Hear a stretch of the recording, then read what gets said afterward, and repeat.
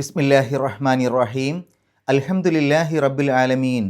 വസല്ലല്ലാഹു അലാ നബീന മുഹമ്മദിൻ വഅലാ ആലിഹി വസ്വഹ്ബിഹി അജ്മഈൻ. അമ്മാബാദ്. പ്രിയമുള്ള ഖുർആൻ പഠിതാക്കളെ, അസ്സലാമു അലൈക്കും വറഹ്മത്തുള്ളാഹി. പരിശുദ്ധ ഖുർആനിലെ 36-ാം അധ്യായം സൂറത്ത് യാസീനാണ് നമ്മൾ പഠിച്ചുകൊണ്ടിരിക്കുന്നത്. ഈ സൂറത്തിലെ 36 ആയത്തുകളാണ് ഇതിനകം നമ്മൾ മനസ്സിലാക്കിയത്. ഇന്ന് ഇൻഷാ അല്ലാഹ് 37 മുതൽ 40 വരെയുള്ള ആയത്തുകൾ നമുക്ക് നോക്കാം.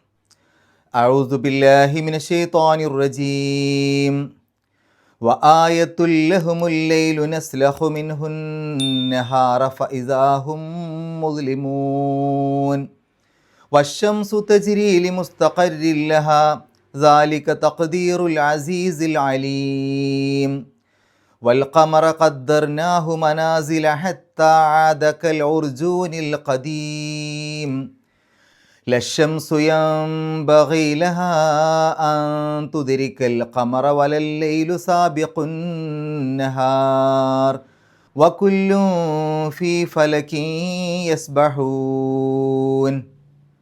കഴിഞ്ഞ ക്ലാസ്സിൽ നമ്മൾ മനസ്സിലാക്കി, സത്യനിഷേധികളായ ആളുകൾക്കുള്ള ദൃഷ്ടാന്തമായിക്കൊണ്ട് അള്ളാഹു എടുത്തു കാണിച്ചത് നിർജീവമായി കിടക്കുന്ന ഭൂമിയിൽ നിന്ന് എങ്ങനെയാണ് അള്ളാഹു സസ്യങ്ങളെയും മറ്റുമൊക്കെ മുളപ്പിക്കുന്നത്, അതുപോലെ തന്നെ എല്ലാറ്റിനെയും ഇണകളായി സൃഷ്ടിച്ചതുമൊക്കെ നമ്മൾ മനസ്സിലാക്കി. ശേഷം അള്ളാഹു പറയുന്നു, വ ആയത്തുൽ ലഹുമുൽ ലൈലു നസ്ലഹു മിൻഹുൻ നഹാർ. വ ആയത്തുൻ, ആയത്ത് എന്ന് പറഞ്ഞാൽ ദൃഷ്ടാന്തം. വ ആയത്തുൻ, വാവ് അത്തിഫിൻ്റെ വാവാണ്. തൊട്ട് മുമ്പ് പറഞ്ഞ കാര്യത്തിലേക്ക് ഇതും കൂടെ ചേർത്ത് മനസ്സിലാക്കാൻ വേണ്ടിയിട്ട്. ലഹും, അവർക്കുള്ള. ഹും എന്ന് പറഞ്ഞാൽ അവർ, ലഹും അവർക്കുള്ള. അൽ ലൈലു, രാത്രി. അപ്പോൾ വ ആയത്തുൽ ലഹുമുൽ ലൈലു, രാത്രിയും അവർക്കൊരു ദൃഷ്ടാന്തമാകുന്നു. അപ്പോൾ തൊട്ട് മുമ്പുള്ള ദൃഷ്ടാന്തം പറഞ്ഞു, അതിലേക്ക് ചേർത്തുകൊണ്ട് ഇതും കൂടെ പറയണം, ഇതും അവർക്കൊരു ദൃഷ്ടാന്തമാകുന്നു, രാത്രിയും അവർക്കൊരു ദൃഷ്ടാന്തമാകുന്നു. നസ്ലഹു, സലഹ എന്ന് പറഞ്ഞാൽ ഊരിയെടുത്തു, അല്ലെങ്കിൽ ഉരിച്ചെടുത്തു, വേർപ്പെടുത്തി എന്നൊക്കെയാണ്. നസ്ലഹു, അത് അതിൻ്റെ മുതാരിയായിട്ടുള്ള രൂപമാണ്. നസ്ലഹു, നാം ഊരിയെടുക്കും, അല്ലെങ്കിൽ നാം ഉരിച്ചെടുക്കും, നാം വേർപ്പെടുത്തിയെടുക്കും. മിൻഹു, അതിൽ നിന്ന്. മിൻ എന്ന് പറഞ്ഞാൽ ഇൽ നിന്ന്, ഹു അത്. മിൻഹു, അതിൽ നിന്ന്. അൻ നഹാറ, പകലിനെ. ഫ ഇദാഹും, അപ്പോൾ അവർ. ഫ, അപ്പോൾ. ഇദാ എന്ന് പറഞ്ഞാൽ ശരിക്ക് അങ്ങനെ ആയാലെന്നാണ്. ഇവിടെ അതിന് പ്രത്യേകിച്ച് അർത്ഥം കൊടുക്കാതെയും പറയാം. ഹും, അവർ. ഫ ഇദാഹും, അപ്പോൾ അവർ. മുസ്ലിമൂൻ, അദ്ലമ എന്ന് പറഞ്ഞാൽ ഇരുളടഞ്ഞു, ഇരുട്ടിലായി. മുസ്ലിം, ഇരുളടഞ്ഞവൻ, ഇരുട്ടിൽപ്പെട്ടവൻ. മുസ്ലിമൂൻ, ഇരുട്ടിൽപ്പെട്ടവർ, ഇരുളടഞ്ഞവർ. ഫഇദാഹും മുസ്ലിമൂൻ, അപ്പോൾ അവർ ഇരുളടഞ്ഞവരാകുന്നു, അല്ലെങ്കിൽ ഇരുട്ടിൽപ്പെട്ടവരാകുന്നു. ഒന്നിച്ചായത്തിൻ്റെ അർത്ഥം, വ ആയത്തുൽ ലഹുമുൽ ലൈലു നസ്ലഖു മിൻഹുൻ നഹാറ ഫഇദാഹും മുസ്ലിമൂൻ. രാത്രിയും അവർക്കൊരു ദൃഷ്ടാന്തമാകുന്നു, പകലിനെ നാം അതിൽ നിന്ന് വേർപ്പെടുത്തിയെടുക്കുന്നു, അല്ലെങ്കിൽ ഉരിച്ചെടുക്കുന്നു, അപ്പോൾ അവർ ഇരുളടഞ്ഞവരാകുന്നു. അടുത്തായത്, വശംസു തജ്രി ലിമുസ്തഖറിൻ ലഹാ. വശംസു, സൂര്യനും. വാവ് അത്തിഫിൻ്റെ വാവാണ്. ഷംസ്, സൂര്യൻ. വശംസു, സൂര്യനും. തജ്രി, ജറാ എന്ന് പറഞ്ഞാൽ നടന്നു, സഞ്ചരിച്ചു എന്നൊക്കെയാണ്. യജ്രി, തജ്രി എന്നൊക്കെ പറയുമ്പോൾ നടക്കുന്നു, സഞ്ചരിക്കുന്നു, ഒഴുകുന്നു എന്നൊക്കെ അർത്ഥമുണ്ട്. തജ്രി, അത് സഞ്ചരിക്കുന്നു. ലി മുസ്തഖറിൻ ലഹാ. മുസ്തഖർ എന്ന് പറഞ്ഞാൽ സങ്കേതം, അല്ലെങ്കിൽ താവളം. ലി മുസ്തഖറിൻ, താവളത്തിന് വേണ്ടി, അല്ലെങ്കിൽ താവളത്തിലേക്ക്. ലഹാ, അതിനുള്ള. അപ്പോൾ വശംസു, സൂര്യനും. തജ്രി ലി മുസ്തഖറിൻ ലഹാ, അത് അതിൻ്റെ താവളത്തിലേക്ക്, അതിൻ്റെ സങ്കേതത്തിലേക്ക് സഞ്ചരിക്കുന്നു. ദാലിക, അത്. തഖ്ദീർ, തഖ്ദീർ എന്ന് പറഞ്ഞാൽ കണക്കാക്കൽ, അല്ലെങ്കിൽ വ്യവസ്ഥ. ആരുടെ വ്യവസ്ഥ? അൽ അസീസിൽ അലീം. അൽ അസീസ്, പ്രതാപശാലിയുടെ. എങ്ങനെയുള്ള പ്രതാപശാലിയാണ്? അൽ അലീം, സർവജ്ഞനായ. അലിമ, അറിഞ്ഞു. ആലിം, അറിവുള്ളവൻ. അലീം, എല്ലാം അറിയുന്നവൻ. അപ്പോൾ ദാലിക തഖ്ദീറുൽ അസീസിൽ അലീം, അത് സർവജ്ഞനായ പ്രതാപശാലിയുടെ കണക്കാക്കലാകുന്നു, അല്ലെങ്കിൽ വ്യവസ്ഥയാകുന്നു. ഒന്നിച്ചായത്തിൻ്റെ അർത്ഥം, വശംസു തജ്രി ലി മുസ്തഖറിൻ ലഹാ. സൂര്യനും അത് അതിൻ്റെ സങ്കേതത്തിലേക്ക്, അതിൻ്റെ താവളത്തിലേക്ക് നീങ്ങിക്കൊണ്ടിരിക്കുന്നു. അത് സർവജ്ഞനായ പ്രതാപശാലിയുടെ വ്യവസ്ഥയാകുന്നു, അല്ലെങ്കിൽ കണക്കാക്കലാകുന്നു. അടുത്തായത്, വൽ ഖമറ. വാവ് അത്തിഫിൻ്റെ വാവാണ്, എന്നർത്ഥത്തിൽ. അൽ ഖമറ, ചന്ദ്രൻ. വൽ ഖമറ, ചന്ദ്രനെയും. ഖദ്ദർനാഹു, ഖദ്ദറ കണക്കാക്കി, വ്യവസ്ഥപ്പെടുത്തി. ഖദ്ദർനാ, നാം കണക്കാക്കി. ഹു, അതിനെ. ഖദ്ദർനാഹു നാം അതിനെ കണക്കാക്കി. മനാസില, മൻസിൽ എന്നുള്ളതിൻ്റെ ബഹുജനമാണ് മനാസിൽ. മനാസിൽ എന്ന് പറഞ്ഞാൽ ഭവനങ്ങൾ അല്ലെങ്കിൽ പതനസ്ഥാനങ്ങൾ എന്നൊക്കെ പറയാം. ഹത്ത വരെ, ആദ മടങ്ങി, ഹത്ത ആദ മടങ്ങുന്നത് വരെ അല്ലെങ്കിൽ അത് മടങ്ങി വരും. കൽ ഉർജൂൻ, ഉർജൂൻ എന്ന് പറഞ്ഞാൽ ഈത്തപ്പനക്കുലയുടെ വളഞ്ഞ ആ ഒരു തണ്ടിനെയൊക്കെയാണ് പറയുക. ക എന്ന് പറഞ്ഞാൽ പോലെ, കൽ ഉർജൂൻ ഈത്തപ്പനക്കുലയുടെ ആ വളഞ്ഞ തണ്ട് പോലെ. അൽ ഖദീം പഴയ. ഒന്നിച്ചായത്തിൻ്റെ അർത്ഥം വൽ ഖമറ ഖദ്ദർനാഹു മനാസില ഹത്ത ആദക്കൽ ഉർജൂനിൽ ഖദീം. ചന്ദ്രനെയും അതിന് ചില പതനസ്ഥാനങ്ങൾ കണക്കാക്കിയിരിക്കുന്നു. അങ്ങനെ അത് പഴയ ഈത്തപ്പനക്കുലയുടെ തണ്ട് പോലെ ആകും, അല്ലെങ്കിൽ പഴയ ഈത്തപ്പനക്കുലയുടെ തണ്ട് പോലെ മടങ്ങി വരും. ലശംസു, ല എന്ന് പറഞ്ഞാൽ ഇല്ല, ഷംസ് സൂര്യൻ. ലശംസു സൂര്യൻ ഇല്ല. യംബഗീ, യംബഗീ എന്ന് പറഞ്ഞാൽ യോജിക്കുന്നു അല്ലെങ്കിൽ സാധിക്കുന്നു, അതിന് പറ്റുന്നു എന്നൊക്കെയാണ് അർത്ഥം. ഒന്നിച്ച് പറയുമ്പോൾ ല ഇല്ല, ഷംസ് സൂര്യൻ, യംബഗീ യോജിക്കുന്നു. ലശംസു യംബഗീ സൂര്യന് യോജിക്കുന്നില്ല അല്ലെങ്കിൽ സൂര്യന് പറ്റുകയില്ല, സൂര്യന് സാധിക്കുകയില്ല. ലഹ അതിന്, അൻ തുതിരിക്ക, അതിറക്ക യുതിരിക്കു, തുതിരിക്കു. അതിറക്ക എന്ന് പറഞ്ഞാൽ പ്രാപിച്ചു അല്ലെങ്കിൽ കണ്ടുമുട്ടി എന്നൊക്കെയാണ്. യുതിരിക്കു കണ്ടുമുട്ടും, കണ്ടുമുട്ടുന്നു അല്ലെങ്കിൽ സാധിക്കും, സാധിക്കുന്നു. തുതിരിക്കു അത് സ്ത്രീലിംഗാക്കിയതാണ്. അപ്പോൾ അൻ തുതിരിക്ക പ്രാപിക്കാൻ അല്ലെങ്കിൽ കണ്ടുമുട്ടാൻ. അൽ ഖമറ ചന്ദ്രനെ. വലൽ ലെയിലു, വാവ് അത്തഫിൻ്റെ വാവാണ്. ല എന്ന് പറഞ്ഞാൽ ഇല്ല, ലെയില് രാത്രി. വലൽ ലെയിലു രാത്രിയും അല്ല. സാബിഖുൻ നഹാരി, സാബിഖ് എന്ന് പറഞ്ഞാൽ മുൻകടക്കുന്നത്, അൻ നഹാരി പകലിനെ. വകുല്ലും ഫി ഫലക്കിൻ യസ്ബഹൂൻ, വാവ് ഇസ്തിനാഫിയുടെ വാവാണ്, പ്രത്യേകിച്ച് അർത്ഥം കൊടുക്കേണ്ട. കുല്ലു എന്ന് പറഞ്ഞാൽ എല്ലാം. ഫി ഫലക്കിൻ, ഫി എന്ന് പറഞ്ഞാൽ ഇൽ, ഫലക്ക് എന്ന് പറഞ്ഞാൽ സഞ്ചാരമണ്ഡലം അല്ലെങ്കിൽ സഞ്ചാരപദം. ഫി ഫലക്കിൻ സഞ്ചാരപദത്തിൽ, സഞ്ചാരമണ്ഡലത്തിൽ. യസ്ബഹൂൻ സബഹ നീന്തി, യസ്ബഹു നീന്തും, നീന്തുന്നു. യസ്ബഹൂൻ അവ നീന്തും, അവ നീന്തുന്നു. വകുല്ലും ഫി ഫലക്കിൻ യസ്ബഹൂൻ എല്ലാം സഞ്ചാരപദത്തിൽ നീങ്ങിക്കൊണ്ടിരിക്കുന്നു. ഇവിടെ നീന്തുന്നു എന്നുള്ളതിന് പകരം നീങ്ങുന്നു എന്ന് പറയാം. അപ്പോൾ വകുല്ലും ഫി ഫലക്കിൻ യസ്ബഹൂൻ എല്ലാം സഞ്ചാരപദത്തിലൂടെ നീങ്ങിക്കൊണ്ടിരിക്കുന്നു അല്ലെങ്കിൽ നീന്തിക്കൊണ്ടിരിക്കുന്നു. ഇനി ഒന്നിച്ചായത്തിൻ്റെ അർത്ഥം നോക്കാം. ലശംസു യംബഗി ലഹ അൻ തുദിരിക്കൽ ഖമറ, സൂര്യന് ചന്ദ്രനെ പ്രാപിക്കാൻ സാധ്യമല്ല, അല്ലെങ്കിൽ സൂര്യൻ ചന്ദ്രനെ പ്രാപിക്കുക, ചന്ദ്രനെ കണ്ടുമുട്ടുക എന്നുള്ളത് സാധിക്കാത്തൊരു കാര്യമാണ്. വലൽ ലെയിലു സാബിഖുൻ നഹാറ, രാത്രി പകലിനെ മുൻകടക്കുന്നതുമല്ല. വകുല്ലും ഫി ഫലക്കിൻ യസ്ബഹൂൻ എല്ലാം ഓരോ സഞ്ചാരപഥത്തിൽ നീങ്ങിക്കൊണ്ടിരിക്കുന്നു. ഇനി നമുക്ക് വിശദീകരണത്തിലേക്ക് പോകാം.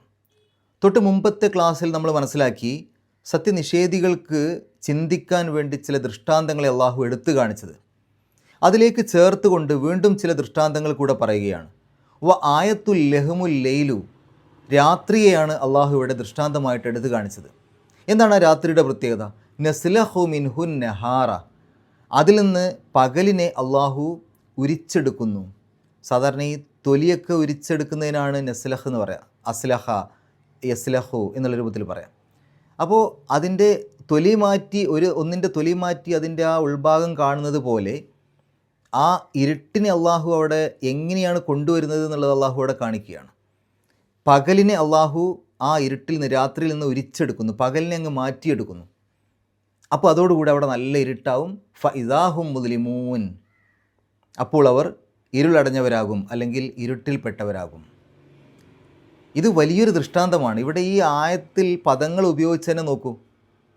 പകലിൽ നിന്ന് രാത്രിയെ എടുക്കുന്നല്ല പറഞ്ഞത്, രാത്രിയിൽ നിന്ന് പകലിനെ മാറ്റിയെടുക്കുന്ന പറഞ്ഞത്. ഇരുട്ടിൽ നിന്ന് പ്രകാശത്തെ മാറ്റിയെടുക്കുന്നു. ശരിക്ക് ഇരുട്ട് വെളിച്ചം എന്നുള്ള രണ്ട് കാര്യത്തെക്കുറിച്ച് പഠിക്കുമ്പോൾ നമുക്ക് മനസ്സിലാക്കാൻ സാധിക്കും, പ്രകാശമാണ് ശരിക്ക് നമുക്കൊരു സ്ഥലത്ത് നിന്ന് മറ്റൊരു സ്ഥലത്തേക്ക് കൊണ്ടുപോകാനൊക്കെ പറ്റുക. പ്രകാശമാണ് നമുക്ക് ഉണ്ടാക്കാൻ പറ്റുക. പ്രകാശമാണ് നമുക്ക് അളക്കാൻ പറ്റുക. പ്രകാശത്തിൻ്റെ തീവ്രത കുറക്കാം, പ്രകാശത്തിൻ്റെ തീവ്രത കൂട്ടാം. പ്രകാശം ഒട്ടും ഇല്ലാതെയാക്കാം. ആ സമയത്ത് ഇരുട്ട് എന്ന് പറയും. ഇരുട്ടിനെ അളക്കാനുള്ള ഉപകരണം അല്ല ഉള്ളത്, പ്രകാശത്തിൻ്റെ തീവ്രത അളക്കാനുള്ള ഉപകരണമാണുള്ളത്. പ്രകാശത്തെ ഒരു സ്ഥലത്ത് നിന്ന് മറ്റൊരു സ്ഥലത്തേക്ക് കൊണ്ടുപോകാനൊക്കെ സാധിക്കും. പ്രകാശത്തിൻ്റെ തീവ്രത കൂട്ടാനും കുറക്കാനും സാധിക്കും.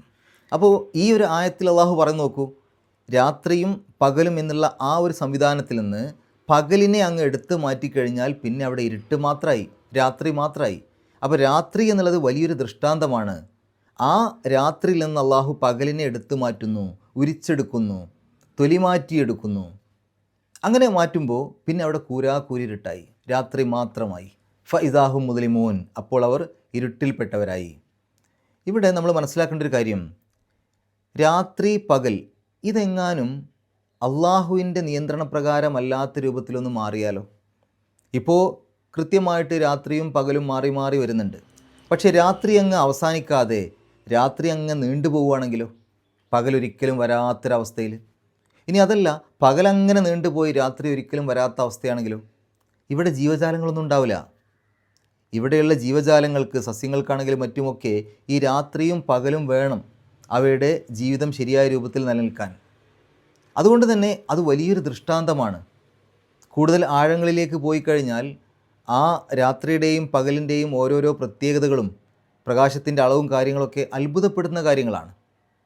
ഇനി ആയത്തുൽ ലഹുമുൽ ലൈലു നസ്ലഹു മിൻഹു നഹാറ ഫഇദാഹും മുസ്ലിമൂൻ, ആ ഒരു പ്രകാശത്തെ ഇരുട്ടിൽ നിന്ന്, രാത്രിയിൽ നിന്ന് എടുത്തു മാറ്റി, അങ്ങനെ എടുത്തു മാറ്റുന്ന സമയത്ത് അവർ ഇരുട്ടിൽപ്പെട്ടവരായി.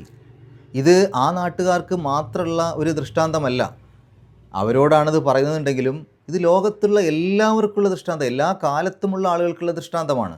ആർക്ക് ചിന്തിച്ചാലും മനസ്സിലാകും. മാത്രവുമല്ല, ഈ ലോകത്ത് ഇരുട്ടും പ്രകാശവും, തെറ്റും ശരിയും കൂടിക്കലർന്നു നിൽക്കുന്ന അവസ്ഥയിൽ അതിൽ നിന്ന് ശരിയെ എങ്ങാനും മുഴുവനായിട്ട് എടുത്തു മാറ്റിയാൽ പിന്നെ വെറും ഇരുട്ട് മാത്രം, പിന്നെ വെറും തെറ്റുകൾ മാത്രമായിട്ട് മാറി നിൽക്കും.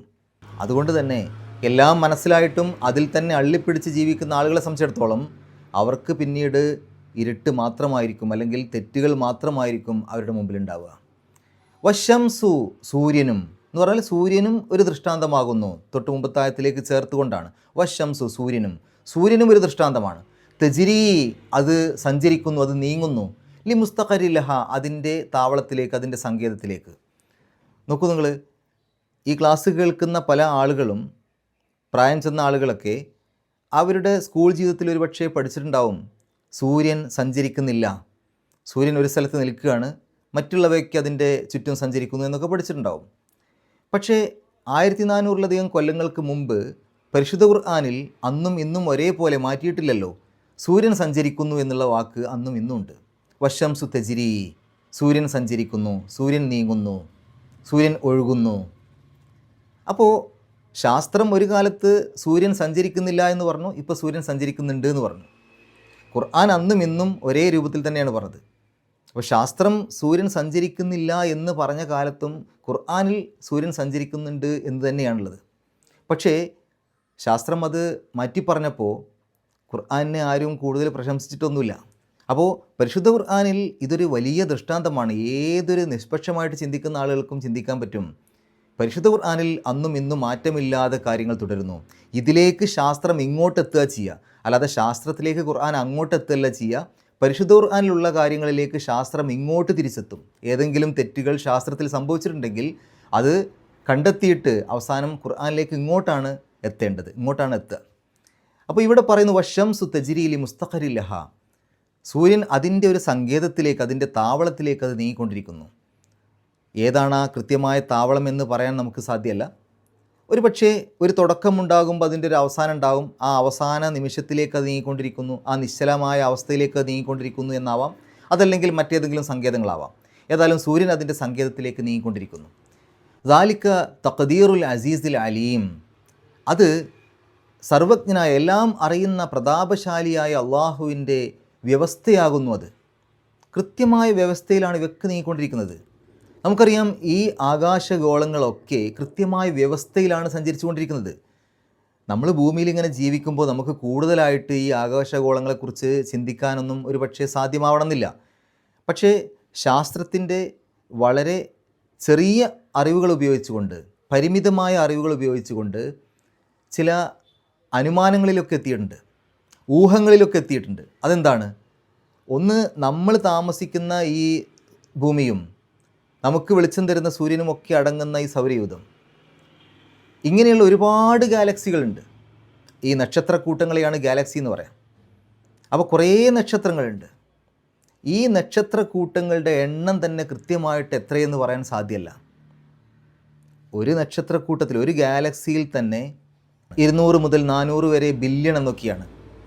ബില്യൺ എന്ന് പറഞ്ഞാൽ 100 കോടി. ഒരു നക്ഷത്രക്കൂട്ടത്തിൽ തന്നെയുണ്ട്, ഒരു നക്ഷത്രക്കൂട്ടത്തിൽ. അങ്ങനെയുള്ള നക്ഷത്രക്കൂട്ടങ്ങൾ എത്ര ഉണ്ട്? അത് 2 ലക്ഷം കോടിയോളം ഒക്കെയാണ് പറയുന്നത്. ലക്ഷം കോടി എന്നൊക്കെ പറഞ്ഞാൽ തന്നെ നമുക്കത് മനസ്സിലാക്കാൻ തന്നെ പ്രയാസമായിരിക്കും അല്ലേ? അപ്പോൾ എത്രയെത്ര നക്ഷത്രങ്ങളാണ് ആകാശത്തുള്ളത്. അതിൽ ചില നക്ഷത്രങ്ങളുടെ പ്രകാശമൊന്നും ഭൂമിയിലേക്ക് ഇതുവരെ എത്തിയിട്ടില്ല എന്നൊക്കെ പറയുന്നുണ്ട്. അത്രയും അകലത്തിലാണ് അവ കിടക്കുന്നത്. നമുക്ക് ഭൂമിയിൽ നിന്ന് നോക്കിയാൽ കാണുന്ന സൂര്യൻ പോലും ഭൂമിയിൽ നിന്ന് ഒരുപാട് അകലെയാണ്. 150 ദശലക്ഷം കിലോമീറ്റർ അകലെയാണ് കിടക്കുന്നത്. അതുകൊണ്ട് തന്നെ ആ സൂര്യനിൽ നിന്നൊരു പ്രകാശം ഇങ്ങോട്ടെത്താൻ 8 മിനിറ്റും 20 സെക്കൻഡും ഒക്കെ എടുക്കും ഏകദേശം. അതും വരുന്ന വേഗത നമുക്കറിയാം. ഈ സൂര്യൻ്റെ വലിപ്പത്തെക്കുറിച്ച് നമ്മുടെ മനസ്സിലൊരു ധാരണ ഉണ്ടാകാൻ വേണ്ടിയിട്ട് നമുക്ക് ഇങ്ങനെ മനസ്സിലാക്കാം. സൂര്യൻ ഒരു ഭരണിയാണെങ്കിൽ നമ്മളുടെ ഭൂമിയെപ്പോലെയുള്ള ഒരു 13 ലക്ഷം ഭൂമികളെ അതിലേക്ക് പൊടിച്ചിടാൻ പറ്റും. പൊടിക്കാതിടുകയാണെങ്കിൽ 9,60,000 ഭൂമികളെ ആ സൂര്യൻ്റെ ഉള്ളിലേക്ക് ഇടാൻ പറ്റും. അപ്പോൾ എത്ര വലുതായിരിക്കും സൂര്യൻ, എത്ര ചെറുതാണ് ഭൂമി. നമ്മൾ ഭൂമി തന്നെ വളരെ വലുതാണെന്ന് പറഞ്ഞുകൊണ്ടിരിക്കുക. പക്ഷേ ഈ ഭൂമിയുടെ 13 ലക്ഷം മടങ്ങ് വലുതാണ് സൂര്യൻ. ഇതേപോലെ എത്രയോ നക്ഷത്രങ്ങൾ ആകാശത്ത് വേറെയുണ്ട്. ഇതെല്ലാം നീങ്ങിക്കൊണ്ടിരിക്കുന്നത് വളരെ വലിയ വേഗതയിലാണ് നീങ്ങിക്കൊണ്ടിരിക്കുന്നത്. നമ്മളുടെ ഭൂമിയുടെ നീക്കം തന്നെ നമുക്കറിയാം. നമ്മുടെ ഭൂമി സ്വന്തം അച്ചുതണ്ടിൽ കറങ്ങിക്കൊണ്ടിരിക്കുന്നുണ്ട്, സ്വന്തമായിട്ട് കറങ്ങിക്കൊണ്ടിരിക്കുന്നുണ്ട്. ആ കറങ്ങിക്കൊണ്ടിരിക്കുന്നത് വിമാനം പോകുന്ന വേഗതയുടെ ഇരട്ടി വേഗതയിലാണ്. ഒരു മണിക്കൂറിൽ 1670 കിലോമീറ്ററൊക്കെ വേഗതയിലാണ് ഭൂമി കറങ്ങിക്കൊണ്ടിരിക്കുന്നത്. മാത്രമല്ല അതോടൊപ്പം തന്നെ സൂര്യൻ്റെ ചുറ്റും ഓടുന്നുണ്ട്. സൂര്യൻ്റെ ചുറ്റും ഓടുന്നത് ഒരു സെക്കൻഡിൽ 30 കിലോമീറ്റർ വേഗതയിലൊക്കെയാണ് ഓടിക്കൊണ്ടിരിക്കുന്നത്. നിങ്ങളൊന്ന് ആലോചിച്ച് നോക്കൂ, ഒരു സെക്കൻഡ് എന്ന് പറഞ്ഞാൽ സെക്കൻഡ് സൂചി ഒരു പ്രാവശ്യം നീങ്ങുന്ന സമയം. ആ ഒരു സെക്കൻഡ് കൊണ്ട് 30 കിലോമീറ്റർ അപ്പുറത്തേക്ക് എത്തുക എന്ന് പറഞ്ഞാൽ എത്ര വേഗതയിൽ ഓടിക്കൊണ്ടിരിക്കണം. ഇനി ഈ സൂര്യനും നീങ്ങിക്കൊണ്ടിരിക്കുന്നുണ്ടല്ലോ. സൂര്യൻ ഒരു സെക്കൻഡിൽ 230 കിലോമീറ്റർ വേഗതയിലൊക്കെയാണ് നീങ്ങിക്കൊണ്ടിരിക്കുന്നത്. ചിന്തിക്കാൻ പോലും പറ്റുമോ നമുക്കത്, അത്രയും വേഗത? എന്നിട്ട് ഇവയൊന്നും തമ്മിൽ കൂട്ടിമുട്ടുന്നില്ല, ഇവയൊന്നും തമ്മിൽ യാതൊരു പ്രശ്നവുമില്ല. എല്ലാം വളരെ നന്നായിട്ട് സംവിധാനിച്ചിരിക്കുന്നു. ഇങ്ങനെയൊക്കെ സംവിധാനിച്ചതിൻ്റെ പിന്നിൽ ആരുമില്ല, അതൊക്കെ വെറുതെ ഉണ്ടായതാണെന്ന് ആരെങ്കിലും പറയുകയാണെങ്കിൽ എന്തായിരിക്കും അവസ്ഥ എന്ന് ആലോചിച്ച് നോക്കൂ. നമ്മളുടെ ചിന്തയിൽ പോലും ഒതുങ്ങുന്നില്ല എത്ര നക്ഷത്രക്കൂട്ടങ്ങളുണ്ട്, എത്ര നക്ഷത്രങ്ങളുണ്ട്. എന്നിട്ട് അവയുടെ വേഗത പോലും നമുക്ക് ചിന്തിക്കാൻ പറ്റുന്നില്ല. അത്രയും വേഗതയിൽ അവയൊക്കെ സഞ്ചരിച്ചു കൊണ്ടിരിക്കുന്നു. ഇനി ഈ സഞ്ചരിക്കുന്നുണ്ട് എന്ന് ഭൂമിയിലിരിക്കുന്ന ഒരു മനുഷ്യന് മനസ്സിലാകുമോ? അത് മനസ്സിലാകുന്നില്ല. നമുക്കൊന്നും നമ്മുടെ ഭൂമി ചലിക്കുന്നുണ്ട് എന്ന് പോലും മനസ്സിലാവുന്നില്ല. ഈ രൂപത്തിലൊക്കെ ഇതിനെ സംവിധാനിച്ചിട്ട് ചില ആളുകൾ പറയുകയാണ് ഇതൊക്കെ വെറുതെ ഉണ്ടായതാണ്, ഇതിൻ്റെ പിന്നിലൊന്നും ആരുമില്ല, ഇതിനൊന്നും ആരും നിയന്ത്രിക്കുന്നില്ല. ഇതിനൊക്കെ ആരും നിയന്ത്രിക്കുന്നില്ല എന്നുള്ള ആളുകൾ ഒന്ന് ചിന്തിച്ചാൽ മതി. ഇതിൻ്റെയൊക്കെ നിയന്ത്രണം ഒരു സെക്കൻഡ് സമയം മനുഷ്യൻ്റെ കയ്യിൽ നിന്ന് കൊടുത്തു കഴിഞ്ഞാൽ ഒരെണ്ണം പോലും ബാക്കിയുണ്ടാവുമോ? അപ്പോൾ അള്ളാഹു, സർവജ്ഞനായ അള്ളാഹു, സർവപ്രതാപിയായ അള്ളാഹു ഇതിനെയെല്ലാം കൃത്യമായിട്ട് നിയന്ത്രിച്ചു കൊണ്ടിരിക്കുന്നു. അതിനൊരു കണക്ക് നിശ്ചയിച്ചിരിക്കുന്നു, അതിനൊരു വ്യവസ്ഥ നിശ്ചയിച്ചിരിക്കുന്നു. ആ വ്യവസ്ഥയിലൂടെ അതങ്ങനെ നീങ്ങിക്കൊണ്ടിരിക്കുന്നു. വൽ ഖമറ, ചന്ദ്രനെയും, ഖദ്ദർനാഹു, അതിന് കണക്കാക്കിയിട്ടുണ്ട്, മനാസില, ചില ഭവനങ്ങൾ, ചില പതനസ്ഥാനങ്ങൾ, ഹത്ത ആദക്കൽ ഒർജൂനിൽ ഖദീം, പഴയ ഈത്തപ്പനക്കുലയുടെ തണ്ട് പോലെ ആകുന്നത് വരെ. പഴയ ഈത്തപ്പനക്കുലയുടെ തണ്ട് പോലെ ആകുന്നത് എന്നുള്ളത് ഇത് ആദ്യമായിട്ട് കേൾക്കുന്ന ആ നാട്ടുകാർക്ക്, പ്രവാചകൻ സല്ലല്ലാഹു അലൈഹി വസല്ലമയുടെ മുമ്പിലുള്ള ആ സാധാരണക്കാർക്ക് വളരെ പെട്ടെന്ന് മനസ്സിലാകുന്ന ഒരു ഭാഷയാണത്. ഈത്തപ്പനക്കുലയുടെ, പഴയ ഉണങ്ങിയ ഈത്തപ്പനക്കുലയുടെ തണ്ട് പോലെ എന്ന് പറഞ്ഞാൽ അത് പെട്ടെന്ന് അവർക്ക് മനസ്സിലാവും. അതുപോലെ അതാകുക എന്ന് പറഞ്ഞാൽ ചന്ദ്രൻ്റെ അവസ്ഥ നോക്കൂ. ചന്ദ്രന് പല പല അവസ്ഥകളുണ്ടല്ലേ. നമ്മളിവിടെ നോക്കിക്കഴിഞ്ഞാൽ ചന്ദ്രൻ ഒരു 14 ദിവസം കൊണ്ട് ഏതൊക്കെ തരത്തിൽ അതിൻ്റെ രൂപം മാറിക്കൊണ്ടിരിക്കുന്നു എന്ന് ഭൂമിയിൽ നോക്കിയാൽ നമുക്ക് കാണാൻ പറ്റും. അപ്പോൾ ആ രൂപത്തിലൊക്കെ അതിനെ മാറ്റിക്കൊണ്ടിരിക്കുന്നു. എന്നിട്ട് അള്ളാഹു പറയുന്നൊരു കാര്യമുണ്ട്, ലശംസു യംബഗി ലഹ, അങ്ങനെയൊക്കെയാണെങ്കിലും സൂര്യന് ആ ചന്ദ്രനെ പ്രാപിക്കാൻ, ആ ചന്ദ്രനെ തൊടാൻ സാധിക്കൂല, അതിനെ കണ്ടുമുട്ടാൻ സാധിക്കൂല. സൂര്യനാണ് ചന്ദ്രന് വെളിച്ചം കൊടുക്കുന്നത്, പക്ഷേ അതവിടെ ചെന്ന് കൊടുക്കുകയല്ല. ആ സൂര്യന് വെളിച്ചം കൊടുക്കുന്ന, ചന്ദ്രന് വെളിച്ചം കൊടുക്കുന്ന സൂര്യന് ആ ചന്ദ്രൻ്റെ അടുത്തേക്ക് എത്താൻ പറ്റില്ല, അതിനെ കണ്ടുമുട്ടാൻ സാധിക്കൂല, അതിന് വെളിച്ചം കൊടുക്കുന്നു. മാത്രവുമല്ല വല ലൈലു സാബിഖുൻ നഹാറ, രാത്രിക്ക് പകലിനെ മുൻകടക്കാനും സാധ്യമല്ല. രാത്രിയും പകലും മാറി മാറി വരുമ്പോൾ രാത്രി പകലിനെ എങ്ങാനും മുൻകടന്നു കഴിഞ്ഞാൽ, പിന്നീട് രാത്രികൾ ഒരുമിച്ച് കൂടിക്കഴിഞ്ഞാൽ എന്തായിരിക്കും അവസ്ഥ? അങ്ങനെ ഒന്ന് മറ്റൊന്നിനെ മുൻകടക്കാൻ സാധ്യമല്ല. അള്ളാഹു ആ രൂപത്തിലാണ് നിശ്ചയിച്ചിട്ടുള്ളത്. രാത്രിയും പകലും മാറി മാറി വന്നുകൊണ്ടിരിക്കുന്നു. ഒരു രാത്രി കഴിഞ്ഞാൽ ഒരു പകൽ, ഒരു പകൽ കഴിഞ്ഞാൽ ഒരു രാത്രി, ആ രൂപത്തിൽ മാറി മാറി വന്നുകൊണ്ടിരിക്കുന്നു. ഒന്ന് മറ്റൊന്നിനെ മുൻകടക്കുന്നതല്ല. ഇതൊക്കെ നമുക്ക് പറയുമ്പോൾ അങ്ങനെ പറഞ്ഞു പോകാം. പക്ഷേ ഇതൊക്കെ ശാസ്ത്രീയമായിട്ട് പഠിച്ചു കഴിഞ്ഞാൽ വല്ലാത്ത അത്ഭുതങ്ങളാണ്. ഏതൊരു നിഷ്പക്ഷമായിട്ട് ചിന്തിക്കുന്ന ആളുകൾക്കും അതിൻ്റെ പിന്നിൽ ഒരു സൃഷ്ടാവിനെ കണ്ടെത്താൻ സാധിക്കും. അപ്പോൾ രാത്രി അള്ളാഹു സൃഷ്ടിച്ചു, പകലിനെ സൃഷ്ടിച്ചു. രാത്രി പകലിനെ മുൻകടക്കുന്നതല്ല. വകുല്ലും ഫി ഫലക്കിൻ യസ്ബഹൂൻ, എല്ലാം അതിൻ്റെ സഞ്ചാരപഥത്തിൽ സഞ്ചരിച്ചു കൊണ്ടിരിക്കുന്നു, എല്ലാം നീങ്ങിക്കൊണ്ടിരിക്കുന്നു. അപ്പോൾ രാത്രിയും പകലും ഈ നക്ഷത്രങ്ങളും എല്ലാം നീങ്ങിക്കൊണ്ടിരിക്കുന്നുണ്ട്. അപ്പോൾ ഈ പ്രപഞ്ചത്തിനകത്ത് ചിന്തിച്ചാൽ നമുക്ക് അത്ഭുതങ്ങളുടെ അത്ഭുതമായി മാറുന്ന ഒരുപാട് ദൃഷ്ടാന്തങ്ങളുണ്ട്. ആ ദൃഷ്ടാന്തങ്ങളിൽ അന്നത്തെ ആളുകൾക്ക് പെട്ടെന്ന് ചിന്തിച്ചാൽ മനസ്സിലാകുന്ന ചില കാര്യങ്ങൾ എടുത്തു കാണിച്ചു.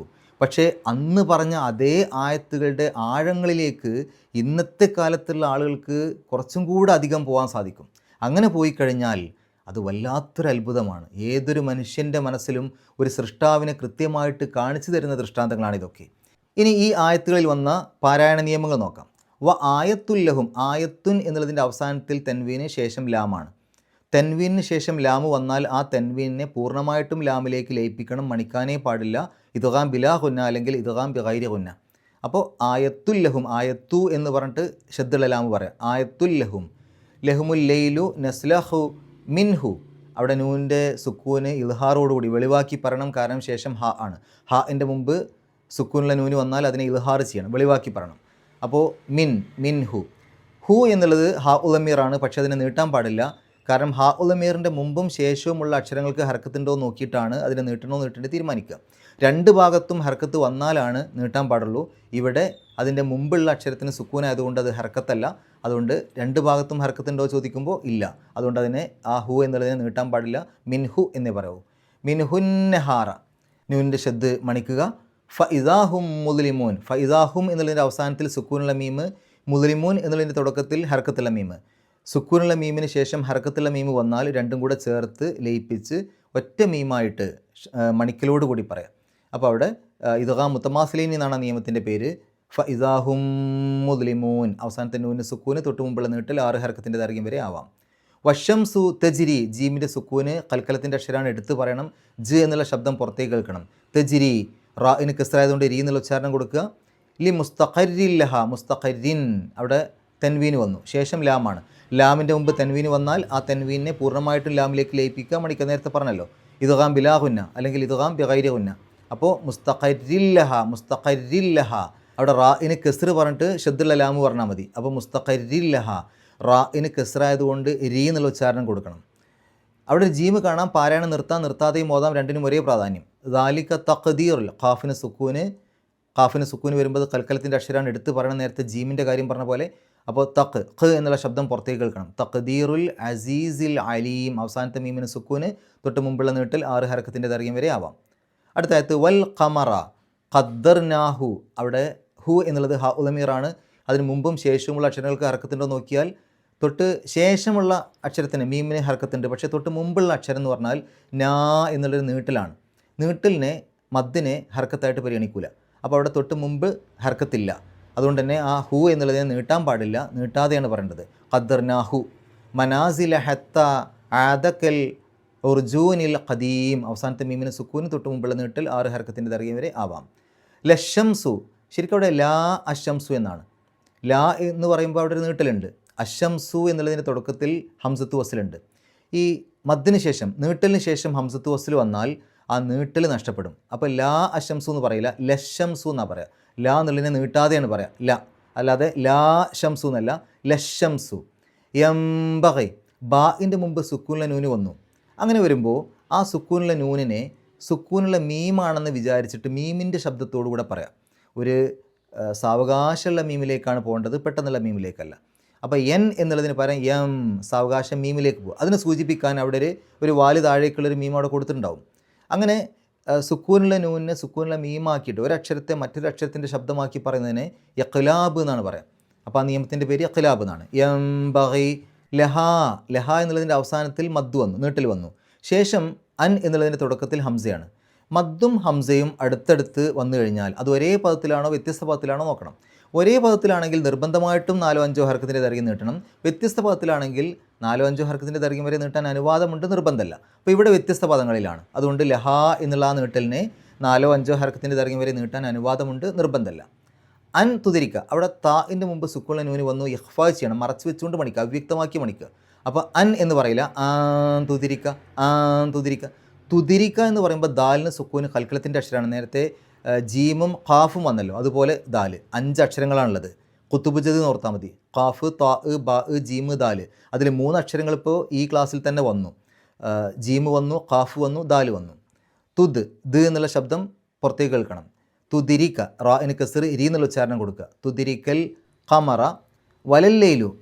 നേരത്തെ പറഞ്ഞല്ലോ ലാ അശംസു എന്നുള്ളത് ലശംസു എന്നാണ് പറയേണ്ടത്. അതേപോലെ ഇവിടെ ലാ അല്ലൈലു, അത് ലല്ലൈലു. അപ്പോൾ വലല്ലൈലു. സാബിഖുൻ നഹാർ, അവിടെ നൂൻ്റെ ശബ്ദം മണിക്കുക. നഹാർ എന്ന് കഴിഞ്ഞിട്ട് അവിടെ ജീമ് കാണാം. പാരായണം നിർത്താതെയും ഓതാം, രണ്ടിനും ഒരേ പ്രാധാന്യം. നിർത്തുകയാണെങ്കിൽ ആ റാഇന്, നഹാർ എന്നുള്ളതിൻ്റെ അവസാനത്തെ റാഇന് സുക്കൂനിട്ട് നിർത്തുക. നിർത്തുന്നില്ല എങ്കിൽ അവിടെ എഴുതിയ പോലെ തന്നെ നഹാരി, അപ്പോൾ റാഇന് കസ്റായതുകൊണ്ട് രീ എന്നുള്ള ഉച്ചാരണം കൊടുക്കുക, എഴുതിയ പോലെ പാരായണം ചെയ്ത് പോവുക. വകുല്ലും ഫി ഫലക്കിൻ, വകുല്ലുൻ അതിൻ്റെ അവസാനത്തിൽ തെൻവീന് വന്നു, ശേഷം ഫ ആണ്. ഫാഇൻ്റെ മുമ്പ് തെൻവീന് വരുമ്പോൾ ഇഖ്ഫാ ചെയ്യുക, മറച്ചു വെച്ചുകൊണ്ട് മണിക്കുക, അവ്യക്തമാക്കി മണിക്കുക. അപ്പോൾ വകുല്ലും ഫി ഫലക്കിൻ എന്നുള്ളതിൻ്റെ അവസാനത്തിൽ തെൻവീന്, ശേഷം യാ ആണ്. ആ തെൻവീനിനെ യാ ഇലേക്ക് ലയിപ്പിക്കുക, മണിക്കുക. ഇദ്ഗാം ബിഗുന്ന, ഫലക്കീ യസ്ബഹൂൻ, ഫലക്കീ യസ്ബഹൂൻ. യസ്ബഹൂൻ എന്നുള്ളതിൻ്റെ അവസാനത്തെ നൂന് സുക്കൂന് തൊട്ട് മുമ്പുള്ള നീട്ടൽ 6 ഹർക്കത്തിൻ്റെ ദൈർഘ്യം വരെ ആവാം. നമുക്ക് ഈ ആയത്തുകളൊന്ന് പാരായണം ചെയ്യാം, ശേഷം ഗ്രാമർ പറയാം. അഊസു ബില്ലാഹി മിനശ് ശൈത്വാനിർ റജീം. വആയത്തുൽ ലഹുമുൽ ലൈലു നസ്ലഖു മിൻഹുൻ നഹാറ ഫഇദാ ഹും മുദ്ലിമൂൻ. വശംസു തജ്രി ലിമുസ്തഖറിൻ ലഹാ ദാലിക തഖ്ദീറുൽ അസീസിൽ അലീം. والقمر قدرناه منازل حتى عاد كالعرجون القديم. لا الشمس ينبغي لها أن تدرك القمر ولا الليل سابق النهار وكل في فلك يسبحون. ഗ്രാമർ നോക്കുകയാണെങ്കിൽ വ ആയത്തുൽ ലഹുമുൽ ലൈലു നസ്ലഖു മിൻഹുൻ നഹാർ, അവിടെ നസ്ലഖു എന്ന് പറയുമ്പോൾ ഊരിയെടുക്കുന്നു എന്ന് പറയുമ്പോൾ എന്തിനെയാണ് ഊരിയെടുക്കുന്നത്? അന്നഹാറ, പകലിനെ. അപ്പോൾ നഹാർ എന്നുള്ളത് ഒബ്ജക്റ്റ് ആണ്, അല്ലെങ്കിൽ മഫ്ഊലും ബിഹിയാണ്, കർമ്മാണ്. ഒബ്ജക്റ്റിന് അല്ലെങ്കിൽ മഫ്ഊലും ബിഹിക്ക് എപ്പോഴും ഇറാബ് നെസ്ബായിരിക്കും. അതുകൊണ്ട് അവിടെ നഹാറ അവസാനത്തിൽ ഫത്ത് ഇട്ടിട്ട് ആ നെസ്ബിനെ സൂചിപ്പിച്ചിട്ടുണ്ട്. ഫഇദാ ഹും മുദ്ലിമൂൻ. വശംസു തജ്രി, അവിടെ എന്തുകൊണ്ട് യജ്രി എന്ന് ഉപയോഗിക്കാതെ തെജ്രി എന്ന് ഉപയോഗിച്ചു? സ്ത്രീലിംഗാക്കി. ഷംസ് സ്ത്രീലിംഗാണ്, അതുകൊണ്ടാണ് തെജ്രി. ഷംസ് പുല്ലിംഗമായിരുന്നുവെങ്കിൽ യജ്രി എന്ന് ഉപയോഗിച്ചാൽ മതിയായിരുന്നു. ഇവിടെ ഷംസ് സ്ത്രീലിംഗം ആയതുകൊണ്ട് തെജ്രി എന്ന് ഉപയോഗിച്ചു. ലി മുസ്തഖരിൻ, ലി എന്നുള്ളത് ഹർഫ് ജറാണ്. ഹർഫ് ജറ് വന്നാൽ അതിനുശേഷം വരുന്ന ഇസ്മുകൾക്ക് ജറ് കിട്ടും, അതുകൊണ്ടാണ് മുസ്തഖരിൻ അതിൻ്റെ അവസാനത്തിൽ കസ്ർ തൻവീനിട്ട് ജറിനെ സൂചിപ്പിച്ചത്. ലഹ ദാലിക തഖ്ദീറുൽ അസീസ്. തഖ്ദീറുൽ അസീസ് എന്ന് പറയുമ്പോൾ അസീസിൻ്റെ തഖ്ദീർ, പ്രതാപശാലിയുടെ വ്യവസ്ഥ. അപ്പോൾ ആ തഖ്ദീർ എന്നുള്ളതിനെ അസീസിലേക്ക് ചേർത്തു. ഒന്നിൻ്റെ മറ്റൊന്നെന്ന് പറയുമ്പോഴാണ് ഈ ചേർക്കുക എന്ന് പറയൽ. അപ്പോൾ അവിടെ ആ തഖ്ദീർ എന്നുള്ളതിനെ അസീസിലേക്ക് ചേർക്കുമ്പോൾ ഏതിലേക്കാണോ ചേർത്തത് അതിനെ മുലാഫിൻ ഇലൈഹി എന്ന് പറയും. അപ്പോൾ അവിടെ അസീസ് എന്നുള്ള പദം മുലാഫിൻ ഇലൈഹിയാണ്. മുലാഫിൻ ഇലൈഹിക്ക് എപ്പോഴും ഇറാബ് ജറായിരിക്കും, അതുകൊണ്ടാണ് അസീസി അവസാനത്തിൽ കസ്റിട്ട് എഴുതിയത്. ഇനി ആ അസീസ് എന്നുള്ള പദത്തെ വിശേഷിപ്പിക്കുന്ന പദമാണ് അലീം. ഒരു പദത്തെ മറ്റൊരു പദം കൊണ്ട് വിശേഷിപ്പിക്കുമ്പോൾ രണ്ടിനും ഒരേ രൂപഘടന കിട്ടണം. അതുകൊണ്ടാണ് അൽ അസീസി, അൽ അലീമി, രണ്ടിൻ്റെയും തുടക്കത്തിൽ അലിഫ്ലാമുണ്ട്. ഇനി അസീസി അവസാനത്തിൽ കസ്റാണ്, അലീമി അതിൻ്റെയും അവസാനത്തിൽ കസ്റാണ്. ഇനി വൽ ഖമറ ഖദ്ദർനാഹു, വൽ ഖമറ ചന്ദ്രനെയും. അവിടെ ചന്ദ്രനെ എന്ന് പറയാൻ വേണ്ടിയിട്ടാണ് വൽ ഖമറ എന്ന് എഴുതിയത്. അത് മഫ്ഊലും ബിയുടെ സ്ഥാനത്താണ് ശരിക്ക്. കാരണം ഖദ്ദർന നാം വ്യവസ്ഥപ്പെടുത്തി, നാം കണക്കാക്കി. ആരെ? അൽ ഖമറ ചന്ദ്രനെ. ആ രൂപത്തിലാണ് ശരിക്ക് വരിക. ഇനി എന്താണ് കണക്കാക്കി കൊടുത്തത്, എന്താണ് വ്യവസ്ഥപ്പെടുത്തി കൊടുത്തത്? മനാസില. അതും ആ മനാസിൽ എന്നുള്ള പദവും അവിടെ മഫ്ഊലും ബിഹിയാണ്, അതുകൊണ്ട് മനാസില അതിനും നസ്ബ് കിട്ടിയിട്ടുണ്ട്. ഹത്ത ആദക്കൽ ഉർജൂനിൽ, ഈ ക എന്നുള്ള പദം ഹർഫ് ജറായിട്ടാണ് പരിഗണിക്കുക. അതുകൊണ്ട് കാക്ക് ശേഷം വരുന്ന ഇസ്മുകൾക്ക് ജറ് കിട്ടും. അതുകൊണ്ടാണ് ഉർജൂനി അതിൻ്റെ അവസാനത്തിൽ കസ്ർ കിട്ടിയത്, അതിൻ്റെ തുടക്കത്തിൽ ആ ക വന്നുകൊണ്ടാണ്. ഇനി അൽ ഉർജൂനിൽ ഖദീം എന്നെടുത്തു കഴിഞ്ഞാൽ ഉർജൂൻ എന്നുള്ള പദത്തെ വിശേഷിപ്പിക്കുന്ന പദമാണ് ഖദീം, പഴയ ഈത്തപ്പനക്കുലയുടെ തണ്ട്. അപ്പോൾ ആ ഒരു ഉർജൂൻ എന്നുള്ള പദത്തെ വിശേഷിപ്പിക്കുകയാണ് ഖദീം കൊണ്ട് ചെയ്തത്. ഒരു പദത്തെ മറ്റൊരു പദം കൊണ്ട് വിശേഷിപ്പിക്കുമ്പോൾ രണ്ടിനും ഒരേ രൂപഘടനയാണെന്ന് പറഞ്ഞല്ലോ. അതുകൊണ്ട് ഇവിടെ അൽ ഉർജൂൻ, അൽ ഖദീം, ഉർജൂനി, ഖദീമി രണ്ടിനും ഒരേ രൂപം കിട്ടിയിട്ടുണ്ട്. ലശംസു യംബഗി ലഹ അൻ തുദരിക, അവിടെ അൻ വന്നു കഴിഞ്ഞാൽ മുളാരിയായിട്ടുള്ള ക്രിയയുടെ മുമ്പിൽ അൻ വന്നു കഴിഞ്ഞാൽ ആ മുളാരിയായിട്ടുള്ള ക്രിയക്ക് നെസ്ബ് കിട്ടും. അപ്പോൾ ഇവിടെ തുതിരിക്കു എന്നുള്ളത് തുതിരിക്ക എന്നാവാൻ കാരണം അൻ വന്നതുകൊണ്ടാണ്. അൻ തുതിരിക്ക. അൽ ഖമറ, ചന്ദ്രനെ, അതായത് സൂര്യന് പ്രാപിക്കാൻ കഴിയില്ല, കണ്ടുമുട്ടാൻ കഴിയില്ല എന്ന് പറഞ്ഞല്ലോ. എന്തിനെ കണ്ടുമുട്ടാൻ കഴിയില്ല? അൽ ഖമറ, ചന്ദ്രനെ. അപ്പോൾ ചന്ദ്രൻ എന്നുള്ള അവിടെ മഫ്ഊലുൻ ബിഹിയാണ്, ഒബ്ജക്റ്റാണ്, കർമാണ്. അതുകൊണ്ടാണ് ഖമറ എന്ന് എഴുതിയത്. വലൽ ലൈലു സാബിഖുൻ നഹാർ വ കുല്ലും ഫി ഫലക്കിൻ. ഫി എന്നുള്ളത് ഹർഫ് ജറാണ്, അതിനുശേഷം വരുന്ന ഇസ്മുകൾക്ക് ജർ കിട്ടും. അതുകൊണ്ടാണ് ഫലക്കിൻ അതിൻ്റെ അവസാനത്തിൽ കസ്ർ തൻവീനിട്ട് എഴുതിയത്. യസ്ബഹൂൻ. ഇത്രയും കാര്യങ്ങളാണ് ഈ ആയത്തുകളിലൂടെ നമ്മൾ മനസ്സിലാക്കേണ്ടത്. അള്ളാഹു പരിശുദ്ധ ഖുർആൻ ഏറ്റവും നല്ല രൂപത്തിൽ പഠിക്കുവാനും അത് ജീവിതത്തിൽ പകർത്തുവാനും കഴിവിൻ്റെ പരമാവധി മറ്റുള്ള ആളുകൾക്ക് എത്തിച്ചു കൊടുക്കുവാനുമുള്ള സന്മനസ്സും തൗഫീക്കും സൗഭാഗ്യവും നമുക്കേവർക്കും പ്രദാനം ചെയ്യുമാറാകട്ടെ. വാഹൃദവാൻ അൽഹംദുലില്ലാഹി റബ്ബിൽ ആലമീൻ. അസ്സലാമു അലൈക്കും വറഹ്മത്തുള്ളാഹി.